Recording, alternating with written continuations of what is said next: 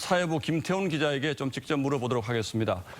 대검의 진상조사가 진행 중인 가운데 공수처가 이렇게 벼락같이 강제 수사에 나선 배경은 또 어떻게 봐야 하는지, 이런 움직임이 선거에는 어떤 영향을 미칠 것인지 자세히 짚어보도록 하겠습니다.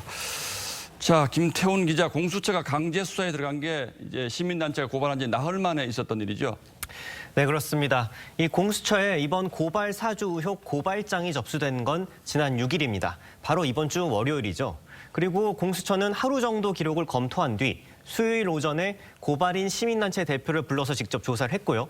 그리고 나서 다시 이틀 만인 오늘 이 전격 압수수색에 나섰습니다. 이 윤석열 후보와 손중성 검사는 어제 입건을 했고 압수수색 영장도 어제 받았습니다. 법조계에서는 뭐 이렇게 빨리 압수수색을 들어가는 건 이례적이라고 한다는데 보통은 이렇게 하지 않습니까?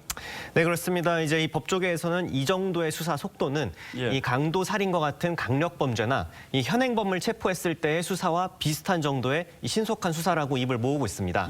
그래서 이게 얼마나 빠른 건지 이 공수처 1호 수사인 조희연 교육감 사건과 한번 비교를 직접 한번 해봤습니다.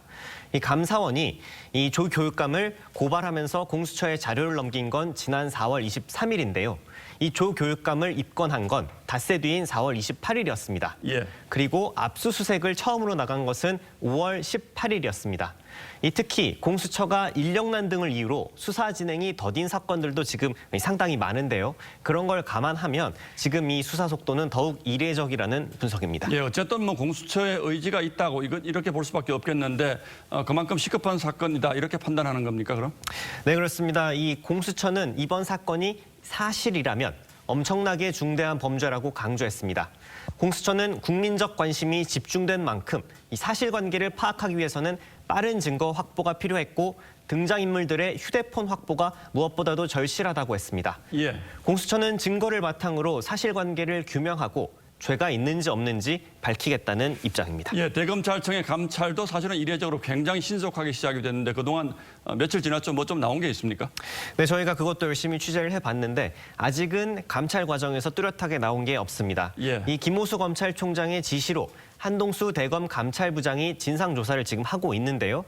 이 대검 내 손중성 검사가 사용했던 PC 등을 확보해 이미 분석을 마친 것으로 알려졌습니다.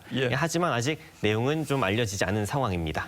결국은 뭐 문제는 선거가 임박했다는 사실인데 어느 쪽으로 결론이 나든 엄청난 파장이 예상되는군요. 정말 공정하고 그리고 신속하게 의혹이 풀리길 바라겠습니다. 김태훈 기자, 잘 들었습니다.